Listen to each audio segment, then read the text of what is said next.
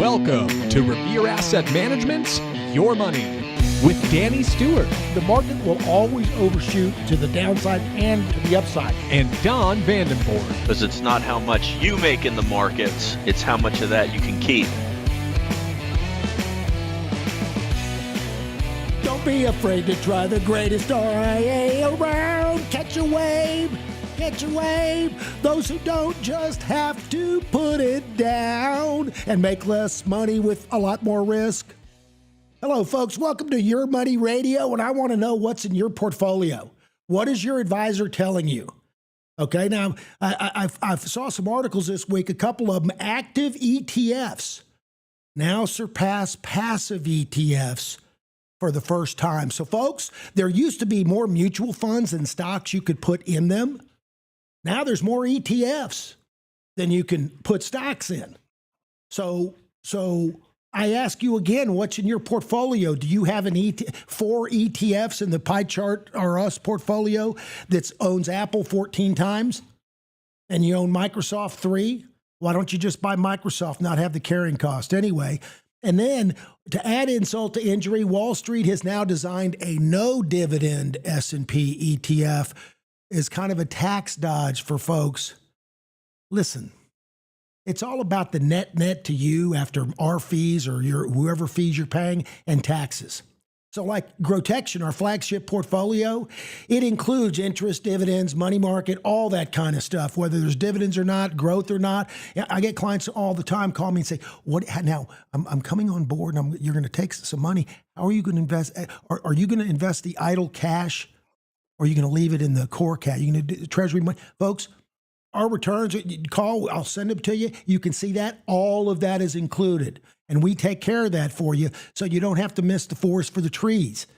Okay? Now, one last thing. There's a new accredited bill coming out. I told you this about a few months ago. So the private equity guy, the big billionaires who have all this private equity and they want to get accredited investors, meaning millionaires, to invest in their private deals because those private deals, those selective deals that are kind of opaque and non-transparent, you know, they're not for the retail crowd because they're not sophisticated enough.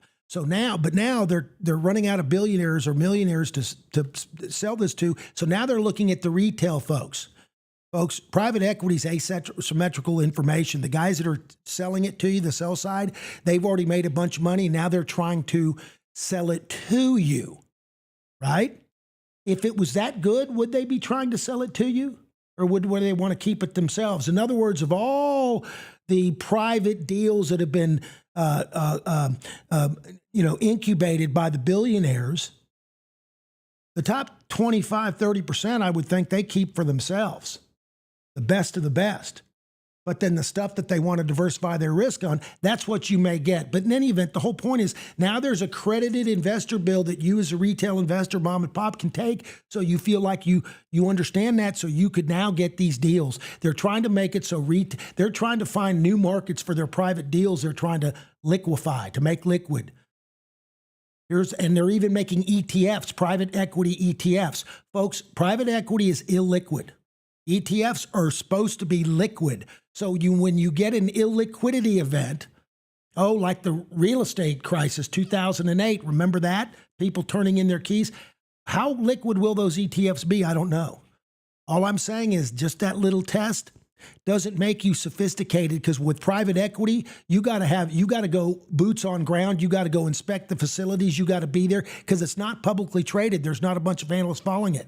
So you've actually got to do a lot of due diligence. So the Series 7, the broker's license, where they can sell you a bunch of commission stuff and trash, right? That is the very minimum amount of knowledge you need to do just to have your license. It doesn't make you a good, just like the Series 65 investment advisor license. That's the very minimum you have to be able to do money management. Well, having your accredited investor thing is just the bare minimum. It's still a long way away. Anyway, I just wanted to tell you that. Just be careful, because now they're trying to open up private equity. They're trying to add it in 401ks. They're trying to let you get your little ice so they can give it to you without getting in trouble. They're trying to push it. That tells me they need liquidity. Anyway, that's just me. I'm kind of skeptical. Now, I started out the show saying, what's in your portfolio? Because I've had a lot of new clients and we're bringing in lots of new money, are worried and saying, God, Don, what is he going to do? Is he going to start investing the money right away? I mean, can we wait for the pullback? Can we wait? Price is truth, no exceptions. And we'll do this judiciously, and we do it in pieces. Go watch the last few podcasts. I explain how Don, when he assimilates somebody, it literally is in 3 to 5 layers depending on the market action. But here's what I did want to bring up today. This is the main point of today's show. Everybody is scared and the market is toppy. Most people that I talk to want to get defensive. I'm scared, and I think the market is toppy too, and I want to get defensive. Let me give you a little facts, though. Facts, not feelings. The S&P closed above the 200-day simple moving average a few days ago for 60 days in a row. That's the longest streak since 1998. 20 day, not 200 day, 20 day. Oh, 20 day. I'm sorry. I misread that. That D looked like an O, Don. I'm sorry. Thank you. 20 day, which is the shorter term momentum. So short. So we've had this burst with the shorter. Anyway, it closed above the 20 day, 60 days in a row, the longest streak since 1998. Now, going back 50 years, this has only happened 4 times. Now, it is a small sample size. I give you that. But, a year later, all 4 times the market was up between 20 and 26% from that point. So we're already up 12, but whatever. We're up double digit already in the S&P. For this year, here they're saying going forward, a year going forward, if history repeats itself with these same kind of metrics, the market's been up between 20 to 26%. And it's never been lower 3 months later. So 3 months out from here, the market 4 times has never been lower. So that's another clue the market has legs, right? And let me give you so that's why I'm saying price is truth, no exceptions. And what is your advisor telling you? Because if I listen to emotions, I want to get defensive. But Mr. Market is telling us it wants to go higher. Who do I listen to? Well, I will default. That little voice in my head always causes me to lose money. So I'm going to go with my charts and my technicals because price is truth, no exceptions. When I don't argue, I don't have to argue because I don't argue with price anymore. So it's a wonderful feeling knowing I'm not on the wrong side of the trade, at least not for long. We always say at Revere, it's okay to be wrong. It's not okay to stay wrong. But let me give you a few scenarios here. The market technically is setting up like it wants to rip, snort, and rally. Number one. Number two, tariffs are now being negotiated. Big major countries and even blocs are starting to come to the table. When these tariff things start to get negotiated and they start having a domino effect and they start all falling in place, that would be bullish for the market. If the Fed drops rates, that would also be very bullish for the market. And then the tariff lie is being exposed. And that is, and Don pointed this out earlier on our morning call, the companies, not the people, not the general public, companies have been absorbing these tariffs and it hasn't affected their profits. So far, the tariffs aren't causing any harm, despite what you're hearing in the media. Price is truth, no exceptions, period. So I ask you again, what is your advisor telling you? So with that, we're going to go to the markets real quick, and we're going to find out what the market is telling Team Revere without forecast and without opinions. Okay, now, before that, though, we're going to go to the mailbag. I got a couple mailbags. They were very, very good and apropos. By the way, if you want to send us a stock you'd like us to talk about on the show or a topic you want talked about, up in the there's a contact us button on our website, revereasset.com. It'll just go right to me, and we'll bring that up. All right. And by the way, clients use it too. Clients email me directly and we bring up client stuff. We do all kinds of listeners or clients. All right. 721 JW, keeping RA honest. Revere Asset honest, meaning us. Gents, quick note, both, thanks for taking time. He's a client. Thanks for taking care of my accounts. I appreciate your help. Catching up on Revere podcast this morning. When you compared price return with BITO and rightly criticized BITO's performance. To be fair, though, BITO, there is one other key. BITO pay income play, and it's currently yielding 49% distributions. Remember, yield equals risk. The higher the yield, the more the risk. But he is right. We were just looking at price comparisons. We weren't looking in dividends. He said, below are the two charts, IBIT versus BITO versus SPY, both price return and total return. IBIT still wins, but BITO does lag IBIT, but it's no slouch. If someone's looking for income from Bitcoin exposure, BITO could have merit. Not trying to argue, just wanted to build on the discussion. Take care, JW. Don, great point. I completely missed the yield. Thanks. Me. That is a great point for fair apples to apples comparison, and we should stay consistent. I completely agree in fairness comparison, and we did shortchange BITO, even though it still underperformed. My apologies, BITO. I would like to comment on your quote, seeking yield, someone seeking yield phrasing, as I would like to provide the listeners with price equals truth, no exceptions philosophy. If not confirmed by price, it should not be held, period. Price equals truth, no exceptions. And this is a different perspective outside the box. It doesn't matter what you call it, dividends, capital gains, interest, royalties. It doesn't matter. It's all about the net to you after fees and taxes.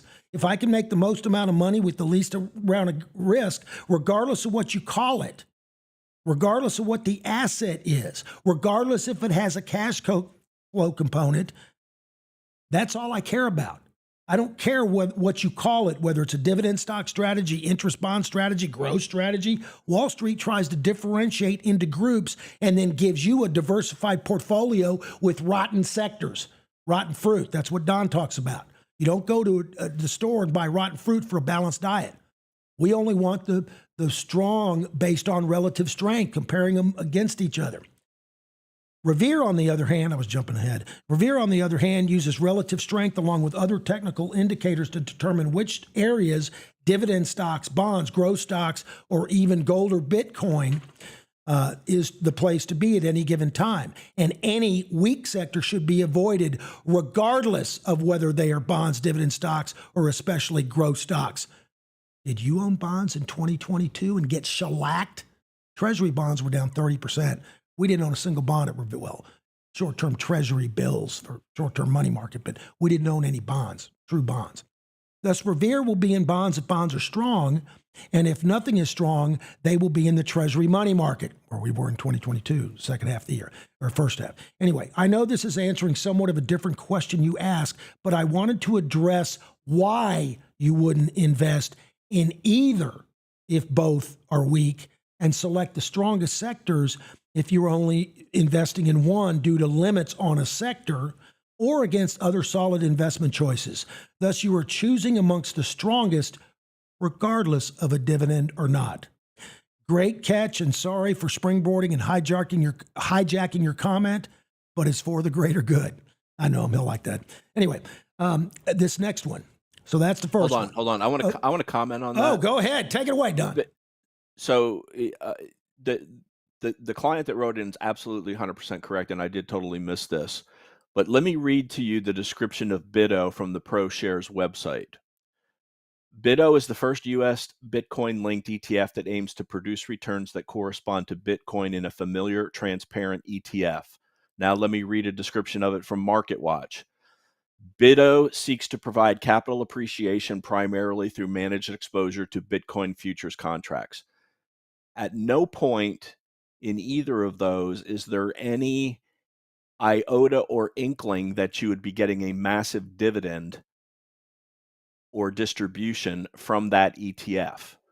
So I'm really kind of baffled by this, that the price is basically, it's kind of trading like a bond. The price is flatlined and they gave out a massive distribution that makes their chart look a lot worse than the Bitcoin chart. But that, if you signed up for this not knowing hoping you were going to get capital appreciation, suppose it's in a taxable account and you were just going to watch it go higher along with Bitcoin, and then you got hit with a massive dividend that you then have to pay taxes on if it's in a taxable account, this ETF is not doing what it was, what the prospectus says it should be doing. And I'm kind of baffled by this, but I did want to point that out. I didn't deep dive into the yield of it. Didn't even think that it was supposed to be that it was going to be an issue. I did know that it was tied to futures contracts and not spot BITO, spot Bitcoin. And we've seen other ETFs in the past, like VXX and the oil ETF USO, that far underperform the commodity because of the futures contango backwardation role in the expenses tied to that. But this one's kind of baffling. So I did want to point that out. Yeah, that's a great point. By the way, when we're talking about funds and problems, remember I talked to you about that accredited bill coming out. Look, they've also got these interval funds, where it's like a mutual fund, set up like an ETF or a mutual fund, but you put the money in, but you can only sell it one day during the quarter, and you put your order in a few days before, and the company can decide whether they're going to buy it, but let you buy it back or not. And so we've got a client that transferred in that had a couple integral funds, and we've been trying to sell it every quarter for a year and a half now. And he's still stuck. He's got more than half of it. You can't get out. Those are also kind of what they're trying to do with some of these private funds, equity funds, because they're worried about the liquidity. You can't make them active trading, so they're going to try to put speed bumps in there. That's why I'm saying, price is truth, and you got to be very, very careful. All right. Next, 721 MV. Don, I'm surprised with Apple purchase versus your historical buys, which are usually over the 200-day moving average. 85 plus RS, and relative strength stronger than 85. In an uptrend, volume, etc. This one feels very different. When did you decide to apply a different set of rules such as Apple? Keep up the good work, and I'm glad that IBD and Trader Lion is recognizing your fine work. A happy Revere customer. By the way, this guy's also a stock nerd. He caught this because Apple is a slightly different purchase, and he caught that. So hats off to you, MV. So this is Don. Hi, MV. Thanks for the kind words. You're absolutely right about Apple. It's an unconventional buy, but not without research. Never is there anything without research at Revere. Into the historical action of market-leading companies that are lagging in price. This is a buy and add, fell perfectly into that category. The volume signature was key. Don will go over that. The volume signature was key along with poor sentiment. Thanks for reaching out. So so my question is your advisor talking about volume signatures or key times? All right. With that, I want to go to Don. I'm going to let Don answer that question. And then we're going to talk about what the market is saying and what we're doing at Revere, because it might be significantly what you're doing elsewhere, especially if you have a pie charts or us portfolio where you make about 7-8% mediocre return, but you have to go down 30% every 5 years or so. And it's just not very good. You want to learn a better way, listen to Don. Don? Thanks, Dan. Yeah, let's start with the Apple buy, and I'm pointing, and I in both videos where we purchased this, I pointed this out. Very tight action where the 50-day moving average was acting as resistance. There was a story that came out that Apple was looking to outsource and get help in AI, and then volume came into it, and with a very negative sentiment and a volume break above 3 moving averages, it was time to take a position, and it went. It had follow-up volume buying for the 3 days that I'm pointing to, had a negative reversal, and then pulled back in a very tight pennant type formation. A week ago, there was more news that came out that they're working on a foldable phone. It broke out of that pennant and has gone very tight sideways since then. All in all, I'd give this trade about a B minus. It's doing about 1.5 times what the S&P does, which is technically a loss to us. We're looking for to get a minimum of 2 times what the S&P does when we invest in anything. They've got earnings next week. It's still under the 200-day moving average. Relative strength over the past couple of weeks has just been middling. So we'll probably cut half of the position. If it jacks up into the 200-day moving average, we'll do some offensive selling with it. I don't plan on holding it all into earnings. We'll take the little profit on that and move along. And by the way, that's what I mean when I say every position in the portfolio not only has to earn its way on the portfolio, it's got to continue to earn its way on the portfolio. So Apple got on there, and now Don's looking and saying, there's some other opportunity costs. What are the opportunity costs of holding Apple? And so he's now peeling some off and going to do something, give it a little bit of room, but not all of it. Anyway, that's how you constantly manage risk. Sorry, Don. No problem. So let's go on to the S&P 500. And we talked a couple of weeks back about this 11-day trading range that we were in that we finally broke out of. I'm going to draw the line between 62.85 and 62.90. We broke out of it on the 17th. So this is day 7 of just riding the wave of that breakout. There are a lot of articles being written currently that says the market continues to go up and nobody can explain it. This is one of the most hated rallies that I can ever remember.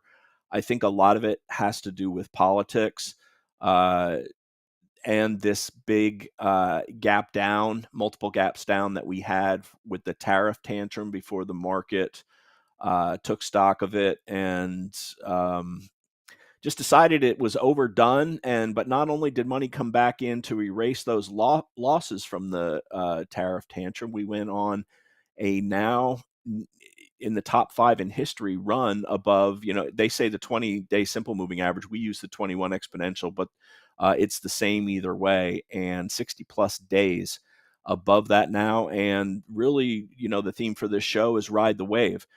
Dan sang the Beach Boys' Catch the Wave song at the beginning. We caught the wave because we have exit rules. We also have re-entry rules. We caught the wave when it started showing some short-term trend, and we've just been riding the wave, much to our pleasant surprise about the gains that the market and Revere clients have been able to make. And because of our recognition that this was a strong market, we're overweighted versus what the typical index would be. And this is the thing about pie chart investors. Not only will they screw you when the market is in a bear market because they'll never sell, they screw you when the market is strong because they don't overweight stocks to take advantage of the strong market.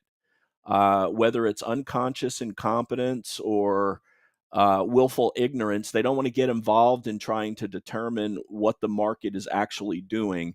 That's why we've got 5 technicians on staff here at Revere, managing the portfolios, managing everything that's going on in the market, positive and negative, and taking advantage of the good times in the market while getting out of the way during the bad times. This is why we've grown from 20 million to 310 million over the past 10 years. In fact, I think in a week, my 10-year anniversary with Revere is coming up. Oh, Don, we're going to have to throw you a little party and get you a little cake. Are you, Dan? Yeah. Did you get my gold watch? Okay. Well, not yet. You still got a few more years for that. We'll get you a gold-plated watch. Oh, that's so kind of you. And, no place I'd rather be. Our website doesn't fully explain right now why we do what we do. Well, we're rebuilding that right now, but yep. Yeah, we're working on that. But every night, the videos that I do, that Ted and Connor and Todd do, try to get the point across about this. And part of my story is in being an investment manager is inspired by something terrible that happened to my father-in-law 25 years ago when he passed away from cancer. Gave his nest egg to one of the big Wall Street firms that ran it into the ground during the bursting of the tech bubble because they had no sell discipline. And none of them did. None of them. It doesn't matter. It was no, they didn't. Retail lost money. the big mutual funds lost money. The only people that didn't lose money were people that had some sort of a sell discipline, Right. which is our whole strategy is based on the rules of William O'Neill, Stan Weinstein. And it's the best thing going. And that's why we have all of our money Dan and I have all of our money and our family's money in this approach, Grotection and Turbotection. And so Turbo's clients would get the exact same price and timestamp as Don and I and our family. So your performance tracking would be exactly like ours, except you're net and we're gross because we don't charge ourselves a fee because we're doing the work. But also the position size, the timestamp, the price, because we're doing it at block trades. We're doing it at the master level and allocating across everybody. We're not trading in your account. We're out, but it's your individual account. It's not a pooled fund. It's not a hedge fund, not a mutual fund. This is strategy, pure strategy. You're paying us for our brains, not for some product, not for some fund. The advisors, they're putting a pie chart to us, and that's what Don was talking about. On the way up, you get a mediocre return because they have a little bit of everything, like the rotten fruit analogy, where you don't buy rotten fruit for a balanced diet. Emerging markets has been a dog since 2000, the year 2000, all the way up to just 2 or 3 months ago. It made 4.1% point to point for the whole 25 years. That means you lost money. Anything that loses money, I call me small-minded. Anything that loses money introduces risk to my portfolio. I don't like things going down. So you shouldn't, and if American markets are doing much better, you don't want international overseas because they got higher risk. So you shouldn't even have had any international till just recently. And even small caps. You should have focused on the large cap U.S. stocks because that was the place to be. And have enough diversification so that one Enron or one lying on the books doesn't cream you. But on the way down, you don't want diversification. All the correlations grow together and it all goes down together, albeit at different rates. So on the way down, you want to go flat or hedge or whatever. On the way up, you just want the strongest sectors. That's how to manage risk. All right, Don, sorry, I got a bully pulpit. That's fine, and ride the wave. That's what we're doing right now.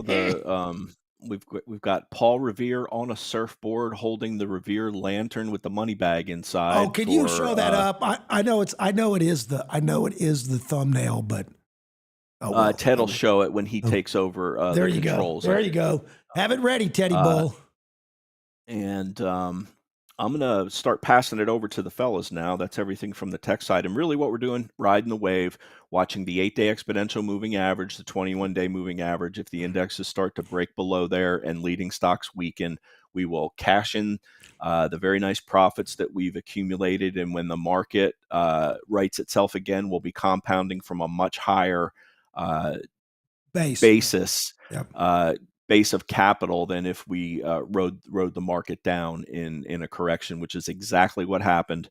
How we got out of the way of that flash bear market that was tied to the tariff tantrum, and how we reaped the gains ever since then. And all this is 100% truth, people, because we detail every trade that we do, the good, the bad, and the ugly, every night on our videos, quote our performance, quote our portfolios. It's the most transparent advisor in the world. So we're going to turn it over first to Todd. He's going to talk about a process that he goes through for identifying leading stocks, some of the scans that he runs. And then Connor's got several tickers that he's going to go through, and then Ted's going to wrap it up with some crypto. So, Todd, take it away. Great. I want to go over a very, very simple screen I look at on the weekends that shows some of the biggest waves happening in the market. And it's extremely simple. And Don, if you could pull up maybe the screen parameters, and we'll start with that. It's on Market Surge, and this is a very simple large cap screen. So what I want to see is all stocks that are up at least 10% over the last month. 31 days is what Market Surge goes back. I filter out all closed-end funds and ETFs. Don't want to see those. Want to see everything over $20 a share. And I want volume to be at least 1 million shares a day on the 50-day average. And I want market cap, which is over 10 billion. And 10 billion is the cutoff where large cap starts. And the first screen, and again, you can tweak this. Like I showed two different screens that are going to come up. One is with 10 billion or more. Another one is 4 billion, which kind of shows a few more names. But if we go to the 10 billion screen first, it'll show you all the stocks sorted by the largest gains over the last 31 days. And as simple as it is, these are some of the best acting stocks in the market. And the first one on the list is MP Materials, which Don happened to buy this week for Grotection. And just going down the list, you can see there's a lot of great names on here: AVAV, ALAB, SoFi, HIMS, and the list goes on down to Robinhood at number 21. And here's AMD and all the best names, NVIDIA, but we're not going to show all 130 names. But let's just start real quick with MP. This one's up 76% over the last 30 days, which is remarkable. And what we're looking for is an entry in one of these big leaders, and Don used the 60 STO to get into this name for Grotection. And I don't know if Don wants to show that real quick. Yeah, just a perfect 60 STO cross buy. And very difficult because this is a stock that hasn't even pulled back to the 80 MA. So this is a leader that we've identified with big changes taking place that we want to be in. So Don, resorts to the 60-day STO cross to get into it. The other name I just wanted to show, GLXY. This is a new IPO, and it's just a beautiful 35% IPO base breakout. And this company is led by All-Star CEO Mike Novogratz, who's a leader in digital assets and AI infrastructure. So, again, this showed up on the list this past week, and you can see just the big wall of blue volume that occurred both before and after this breakout here, which is very appealing. So, again, these are just some of the strongest names that are up a lot. This is up 61%, but it's a name that could be very early in its run, and it's a new IPO. And finally, I wanted to talk about Unity Software, which is number 8 on this list, up 38.7%. This is a name along with ALAB that Gavin Baker, who was an all-star analyst at Fidelity, and he runs his own private equity fund. This is his number 3 name. ALAB is his number 1 name. Also, AMD is his number 2 name, but this is his number 3 name. And it had a big gap up on a upgrade from Jefferies, which broke it out of this kind of big base it was in. And, I didn't get into the gap and run or anything, but I just recently bought that on Wednesday on the pullback and volume dry up here. And right now I'm about break even on this trade, and I'll give this a time stop of maybe 3 to 5 days, or if it breaks the gap low, I would definitely want to exit this trade for about a 3% loss. And just wanted to show you 3 names that look appealing in this. And before I end, Don, would you be able to just show the screen results for the 4 billion and above? That's the 10 bill. Here is the 4 billion. Yeah, and you can tweak this. 10 billion's a lot, but that's what Grotection really focuses on. We want the large cap names in Grotection, but Here, some of the same names pop up, but a couple new interesting names that showed up this week are Bloom Energy, which uh, announced a partnership with Oracle. We can see the drone makers are in here, KTOS, and AVAV is a large cap, so that was on the other screen. And a new one, ALB, Albemarle, that's in the lithium area, which could be a new stage 3 uptrend. So this is just a great overall screen to see these big moves, and maybe some new names too that are just starting new stage 2 uptrends. Thanks, Don. All right. Great stuff, Todd. Next up, we're going to go to Connor. Take it away, Connor. Yeah, so I thought today would be a good time to talk about some different earning setups that tend to happen as we approach earnings season.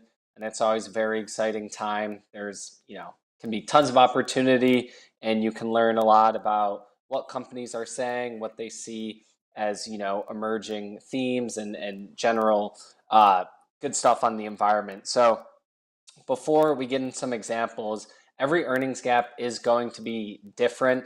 And today I'm just going to talk about the technical aspect, but fundamental aspect of these earnings gaps plays quite a big role as well. And what I mean by that is, was there an earnings surprise? How were sales? What did guidance look like? And that could be a topic for another episode. But for today, I'm just going to talk about the technical setups that occur. And I find three common different setups in earnings gaps. And some of the most powerful ones tend to be the day one gap and go. And what that means is it gaps up on day one and it never looks back. The other example I'm going to show is undercut and reclaims. And then the third I'm going to show is using the high volume close. So we'll start with day one gap and goes, which tend to be the most powerful. And Sezzle is a perfect example. 5.8, it gapped up on huge volume on earnings. And basically not a whole lot to say other than if you would have bought that opening range on that earnings gap day, put your stop at the lows. This was a 100% plus move the whole way, riding the short-term moving averages. And this one looks perfect in hindsight, but they all don't work like this. But this is one of the best examples I've seen of a stock that just never looked back and had super clean linear price action along the way. And another example is Dave, DAVE, that's the ticker symbol.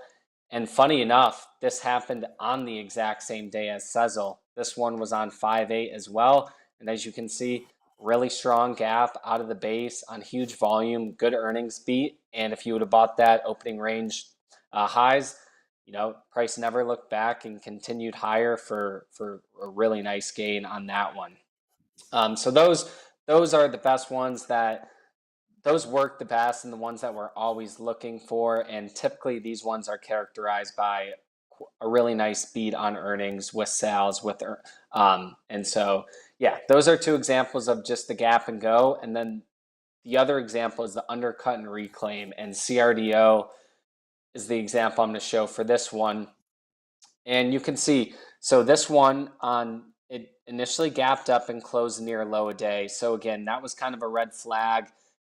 It punished people that bought it early on and closed near the lows of the day, but it was a nice gap with volume and it had a pretty good report. And then you can see after that, it tried to come back the second day and then just started leaking lower. And here's when a lot of traders will take it off their radar, right? It might pull all the way back, so they stop watching it. But sometimes you can get a really good low risk entry. And you can see it undercut the gap day lows, and you had confluence with reclaiming the 8 EMA. So that was the entry point looking back. And then it was a really tight risk. Like your stop was only a couple percent, broke a down trend line, which Don is showing. And you can see how after that day that marked the low and it trended up extremely nice for the last couple of weeks, and it's still going higher today. So that's I would say this is like the delayed reaction. Pretty coined that term, and these can be really good as well. Lower risk than sometimes day one buys, as day one buy stock could be gapping up 15%. So if you're trying to use a low day stop, that could be 15, 16% lower. So you either have to use a tighter stop or use a smaller position size. Whereas this one, it's pulled back. You have defined risk and in a name that had good earnings. So that was CRDO. That's a good example of the delayed entry. And then ALAB in 2024 is another good example of the delayed entry. And this one, a little bit different than CRDO. It never really fully undercut that gap day lows. And again, you even could have bought day one on this one, but you would have to been prepared to give back some open profits. But say you didn't buy day one and you waited, well, it pulled back right into that gap day's low, found support. You could use an entry tactic of say, hey, this held this support. So the following day, if it takes out prior day highs, I'm going to try a position there. And that would have worked fantastic on ALAB. And then again, you had the confluence of the moving averages also. So that's the delayed reaction. Then Oracle, this is one that kind of has everything, and you could have done multiple different entry tactics along with the high volume close. So this one, gapping out of a nice base on big volume, you could have bought day one. It never came back to your average.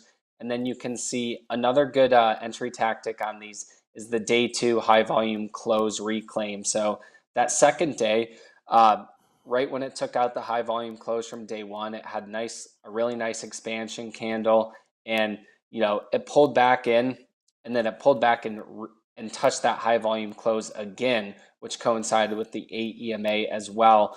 And then it continued higher. And then again, even recently, it pulled back to the AEMA and found support. So Oracle had so many different ways. And I mentioned this on a couple of my nightly videos with earnings gaps, is there's so many different ways to skin the cat. All of them are different.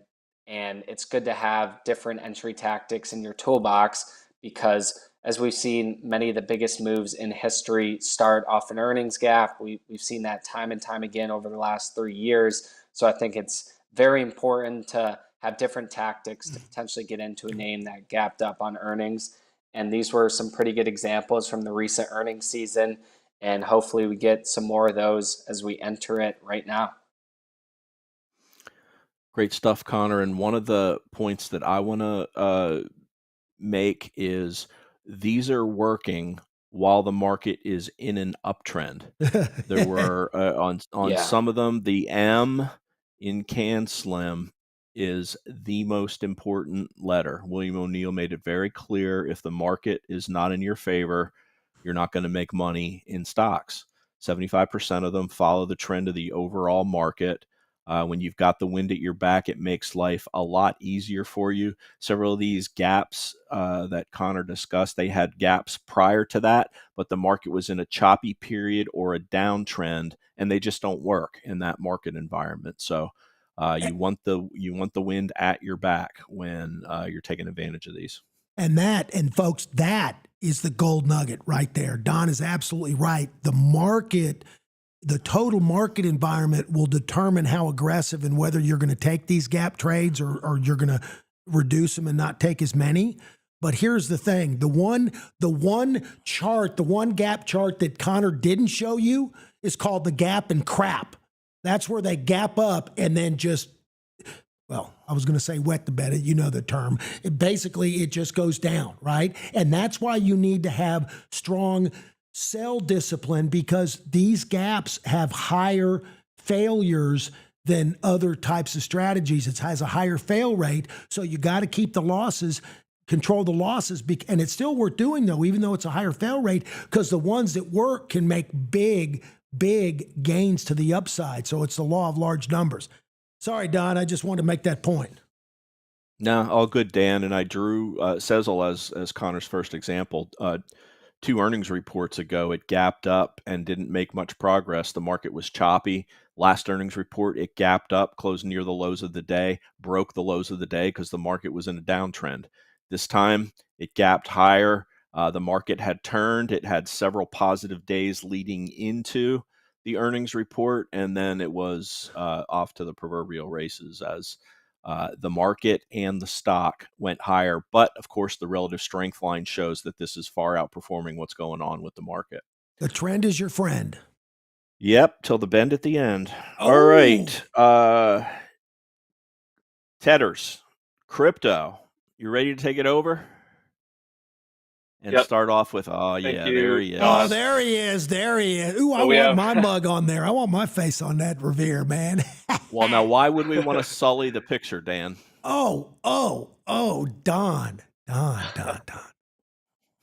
We kid because we care. That is great. I love that. We're going to have to put that on the new website somewhere. Yeah, No so doubt. This Keep is that, Ted. fully AI generated. Fully Yep. AI generated and iterated upon. Pretty How much long did Don that spoke take? into How long did existence. that take, Ted? Less than 2 minutes. Don just kept That's scary. Don texted what he wanted, and I just fed the AI it, and we just iterated until we got what we want. So it's pretty incredible. What did you use to produce that? This was Grok. So Jacob actually sent one version, and I took that version, put into Grok, and just kept iterating and editing it. Team effort.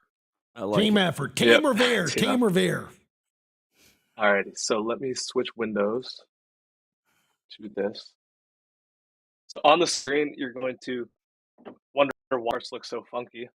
On the left, we have Tether, and on the right, we have USDC. These are the two major stable coins, and I'm sure you guys have been paying attention to financial media over the last few months. You've heard the term stable coins float around quite a lot, especially last week.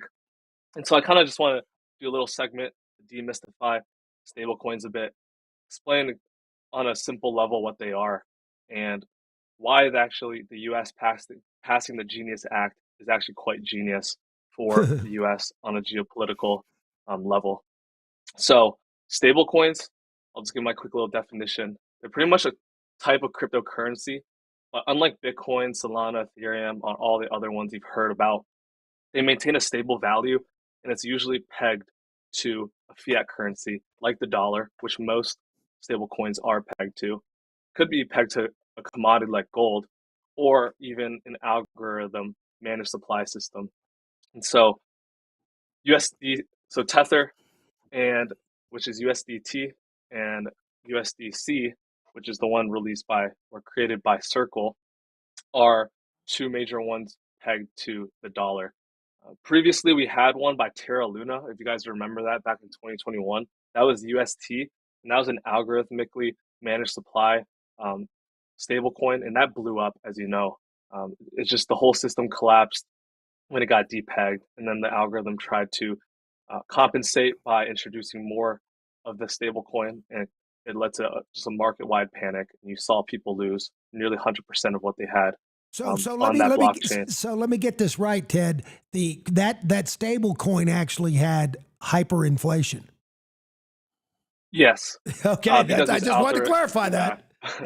Okay. So therefore, the two major ones are backed by the dollar, and they're definitely the most stable ones currently. So really, the purpose of these stable coins, it's pretty much like a digital dollar in the crypto ecosystem. And it combines the benefits of the dollar and digital assets, so like speed, accessibility, and you can quickly transfer these across borders seamlessly and much cheaper than wiring money between bank accounts. So yeah, that's pretty much what stable coins are. I want to talk about the Genius Act a little bit and why it's actually quite genius when we really dive deeper into it. And pretty much what they did was now stable coins require full reserves, public audits, and compliance just with just the financial regulations. And then now private companies can issue digital dollars backed 1-to-1 by U.S. treasuries. And I want to highlight that line and click into and investigate and explore it more, because that's really important for the U.S. and maintaining global dominance, especially with the dollar on a global level. And so pretty much when a private company issues a digital dollar, it receives the yield from the U.S. Treasury. It's backed by the full faith of the U.S. government. So it incentivizes private companies to introduce stable coins and receive pretty much a quote-unquote risk-free yield. And when that happens, it increases the demand on our treasury. So theoretically, that would push yields down, and that would make borrowing costs actually cheaper for the U.S. And right now, both of the major stablecoins USDC, that's based in the US, and USDT, that's not currently based in the US, but the CEO did make a big announcement that they're going to move Tether into the US and create a US based stable coin backed by the US dollar. And that is huge. This is, some compare it to the level of Bretton Woods in 1944 through 1971, as well as when the US, when Nixon removed us off the gold standard. Some say this is a third kind of financial infrastructure revolution for the US. And like I said before, how it creates demand for US treasuries, that's huge because that is how we fund our government's discretionary spending and really everything the government is meant to do, Social Security, Medicaid, Medicare. So that on a geopolitical level and fiscal level is important, and that will really help the dollar maintain its global dominance. And in response to this recent move, we saw China quickly act, seeing this as a threat to their yuan. So they're looking to pass some other types of regulations as well in response to the US. And even Europe is retaliating a little bit. They're saying that you can't use non-EU stable coins to do business in the EU. So there's some little financial war going on here at stable coins. But right now, the bottom line is all 99% of all stable coins are pegged to the US dollar. And you understand what network effects are. It's pretty much as one network grows, more and more people want to be part of that network. It's like Twitter, Instagram, Facebook, why they're so dominant. All your friends and followers, people you follow, are on those networks. So of course you're not going to leave that network because there's no point. And that kind of just compounds on itself. And so with stable coins, since USDC, USDT are pegged to the dollar, as well as some of the other smaller ones, this incentivizes other issuers to issue stable coins that's pegged to the dollar as well. So if China, Dan? So you're saying that China is going to be like MySpace, and the U.S. the ones pegged to the U.S. dollar are going to be like Facebook. Exactly, and it kind of just compounds on itself, that network. So in terms of geopolitics versus China and Europe, we definitely have a first step in this new type of financial infrastructure. So that's a little breakdown stablecoins. Yeah, I just got a couple questions. I got one question real quick because call me small-minded, but if you're pegging the coin, and I understand it to the dollar, it's more stable than any other quote currency. But if you're pegging it to the dollar, it really is just as stable as the dollar is. It's just whether the dollar is stable or not. So it's really, to me, not quite like a Bitcoin. It's indivisible because it's dollar. Here's the question I do have, though, because I'm worried about whether they're creating more currency like a bank can create, because the multiplier effect, you can actually increase the money supply just because the same dollar turning over and over. So that's one thing I worry about this. But the reason China and the EU hate this is because it's really, there's no difference between the tether and trading the US dollar. In other words, if they accept it, you can just trade with US dollars and wire the money. It's just, this is a much cheaper transaction way. It's also a way to kind of circumvent the currency where you don't have to change the US dollar to the yuan or to the euro. And so they don't like that because they're losing control. The Chinese government wants their citizens that's why gold is very hard to get out of the country. That's one reason a lot of the Chinese love Bitcoin, because if they could get a computer, they could get some of their assets out of China. This is kind of the same here. That's why they don't like the cryptos. Exactly. Okay. You made a great point. Like, for example, getting your assets out of China. Bitcoin is volatile, for example. It's less volatile now because it's becoming more institutionally backed, but it's still volatile. So if you want a more stable way of getting your assets out of China, you buy some Tether or USDC and transfer it that way. And it's just as seamless and quick as Bitcoin or Ethereum. Right. So look, folks, this is all about the currency wars. Forget about the tariffs. It's all about the financing of money, the time value of money. And so this is kind of the currency thing, and I'm glad we're taking the lead, because if it's not us, it's going to be China. But we're definitely in a big lead. And just want to add a little point. Treasury Secretary Besson said the stable market could grow from 200 billion to 2 trillion in the next few years. So that's coming from one of the highest ranking officials in our government related to our financial system. So that's pretty big. And he really just understands the macro picture since he was a global macro hedge fund manager as well. Yeah, and with us, price is truth. So if this is a way to make money for our clients on a risk adjusted basis with a sell discipline, we're going to participate. So yeah. So going off of that, I want to talk about one way to gain exposure to stable coins, and it's been quite hot, so it's a little bit extended and just needs some consolidation. It is Circle, the recent IPO. The IPO price was supposed to be $31, so it's not even on this chart, and it opened up at like $67, $68, ran over 300%, and currently topped out $300. Starting to build an IPO base here. But this is the one pure play way of actually capturing just the emergence of stable coins. And so you can't really buy a USDC and hope that goes up because it's pegged to the dollar. So it's $1. It's not going to go up. But buying the issuer USDC, there's a huge opportunity because the stablecoin business, it's less risk because they're just earning that free yield from the US government. So it's a money printing machine when you really think about it. And some facts for you: Tether became one of the most profitable companies on earth doing their business. That is the biggest stablecoin issuer. They make $13 billion annually from yields on USDT reserves, and that is $45 million per employee. So it's a really profitable business that these companies are in, and that is the pure play way to play in the stock market. It's one of the actually, there's one more, but it's through an ETF. It's Ethereum, and that's through ETHA, and we own that in Grotection as well as Turbotection. We caught this recent move up here, which was quite nice, about a 50% move. And so far, there's really no sellers, and that's really good to see. Volume's drying up, but Ethereum is known as, well, it's starting to get known as the hub of stable coins, and some believe it will be like the financial hub in crypto as well, especially when we start merging the traditional financial system with this newer decentralized financial system. So what is your position size? We currently have 3% since we already trimmed. Well, yeah, we have about 3% left after 33% trim. Because you took some profits. Don actually recently added on this pullback yesterday. Yep. When we found support at 3,500, which is a pretty good high whole number support, and there's some peaks back here as well that support that too. So I'm not going to talk about too much of the technicals, just more about stable coins today and opportunities and ways to play it. In crypto land, if you do have a Coinbase account or Kraken account, buying Ethereum, like I have on the screen, is one way to play it.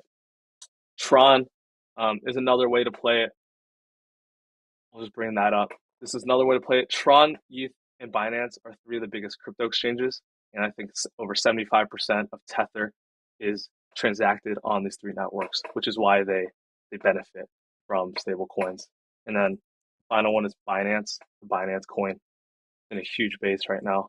If you look at that, massive base, a little extended on the right side, so maybe just need some consolidation. That looks good too. A couple more higher beta names for those cowboys out there.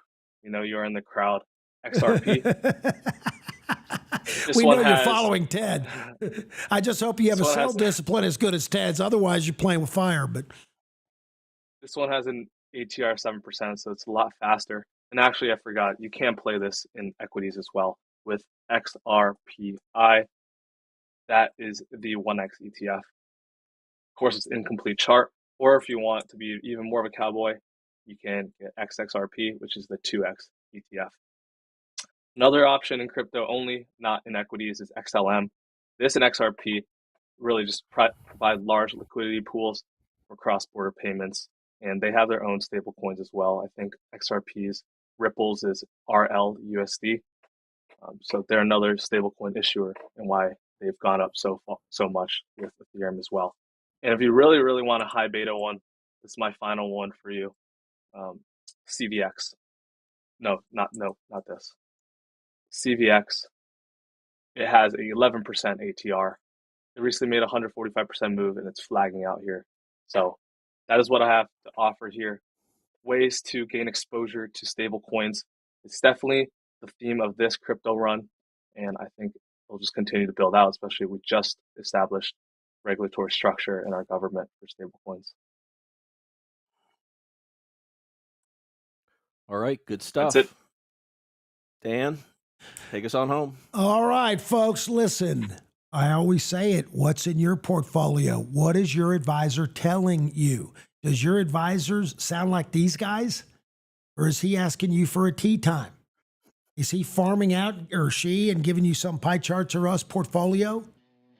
Or it's just some asset allocation, target date, whatever, where you're not actively managing risk on a daily basis? If you want a better way, just go to Revere Asset. Up in the right-hand corner, there's a subscribe button. You'll get this podcast in your inbox Saturday morning, and all of our nightly videos. We do a short market video every night the market is open, about 10 to 15 minutes. We're the most transparent advisor, not in the United States, in the world that I'm aware of. I don't know of anybody putting out this much free content. Then, if you go to YouTube, just go to YouTube and type in just Revere Asset. That's it, Revere Asset, and hit subscribe. Zach will have this podcast out in about an hour, about 12:31 Central. And our stock nerds, that's how our stock nerds get it. They get it right away before the market closes, so they can make any adjustments before the Friday close if they want to. And if you, in the contact us button, you can also send me if you want a complimentary portfolio review. And you can always, always, always call us at 855-REAL-WEALTH. Folks, we do what we do because it's your money, not Wall Street's money. It's your money, not their money. And it's not how much you make in the market, it's how much you can keep.